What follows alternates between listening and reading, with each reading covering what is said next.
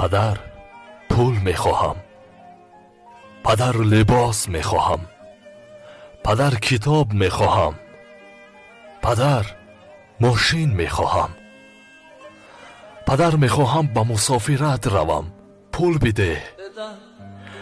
پدر پول برای دانشگاه، پدر پدر پدر. ولی یک مرتبه هم نگفتیم که پدر همین که هستی برایم کافی است، بودنت برایم یک دنیاست.